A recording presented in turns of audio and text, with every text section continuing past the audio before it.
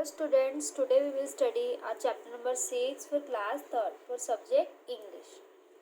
The chapter's name is Gautam Buddha. Gautam Buddha was the founder of Buddhism, a faith and religion which is still prevalent in India and in many parts of the world. His name in his childhood was Siddhartha.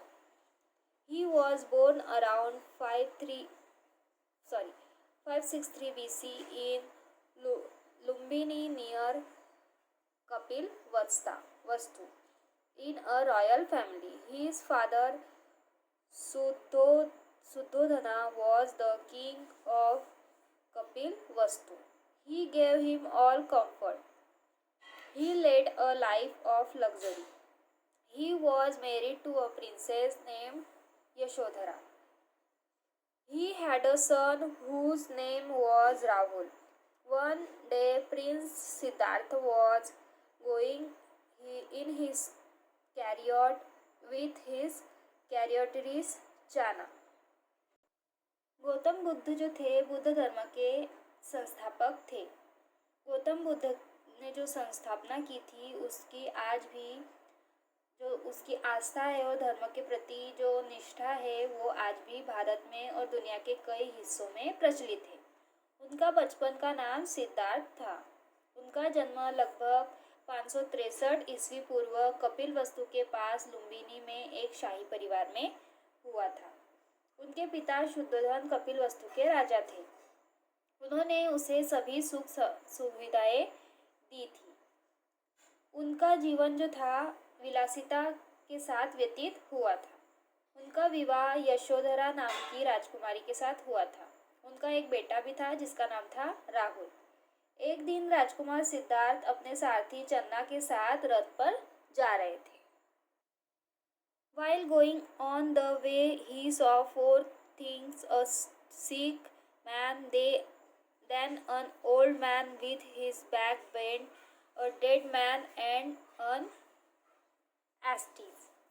रास्ते में उन्होंने 4 चीज़ें देखी। एक बीमार आदमी, फिर एक बूढ़ा आदमी जो कि पीठ से झुका हुआ था, एक मरा हुआ आदमी और एक तपस्वी को उन्होंने देखा। After seeing all these things, he felt like a bird in a cage. He realized that there were a lot of suffering in this world.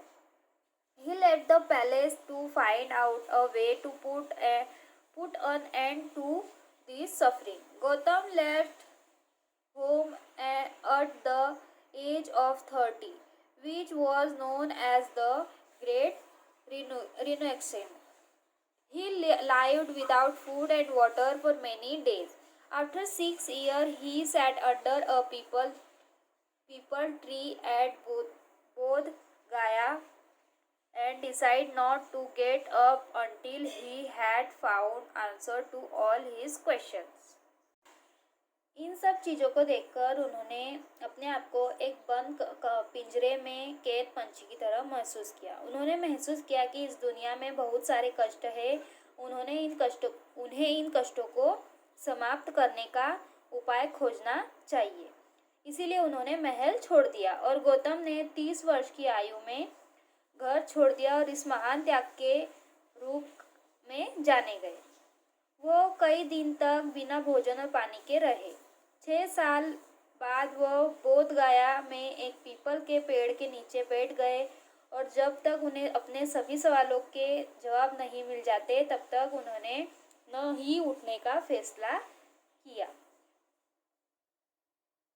He remained in samadhi for 49 days. At the end, he attained enlightenment or nirvana. The rest of his life he pursued his teaching on Buddhism to the people. वो 39 दिन के बाद समाधि में एक तरह से समाधि से लौटे और ज्ञानियों का निर्वाण किया। जब उन्होंने बाकी लोगों को बुद्ध धर्म का प्रचार करने का और शिक्षण देने का निर्णय किया। Gautam Buddha delivered his first sermon at the Deer Park in Sarnath, near Varanasi, Banaras. His preaching and teaching won his many followers. His teaching gave rise to new religion, Buddhism. Buddha purchased in Pali, which was the language of the common people.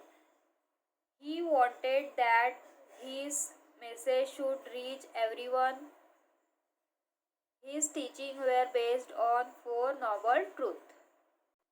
Gautam Buddha ने फिर सारनाथ जाकर, जो कि वाराणसी के पास में है बनारस में, वहाँ जाकर एक हिरन के पार्क में वो गए और वहाँ पर उन्होंने अपने शिक्षण को और अनुयायियों को पढ़ाया, अपने शिष्यों को और अनुयायियों को पढ़ाया। उनकी जो शिक्षा थी वो एक नए धर्म को जन्म दे रही थी, जिसे कि बुद्ध धर्म कहा जाता है। बुद्ध धर्म जो है वो पाली में उन्होंने उस बात का प्रचार किया जो कि आम भाषा थी। वे चाहते थे कि ये संदेश, उनका जो संदेश है वो सभी तक पहुँचे।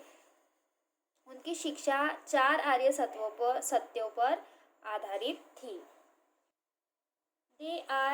There is suffering in this world, इस संसार में दुख है। There is a cause of suffering, दुख का कारण होता है, दुख का एक कारण होता है।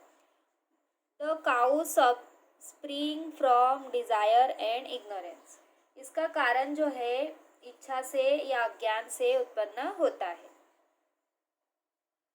The way to overcome desire and ignorance is through the 8-fold path, ये जो अज्ञान है इसके 8 जो माध्यम है, चरण है, वो इस प्रकार है। अब देखते हैं हम 8 माध्यम क्या है।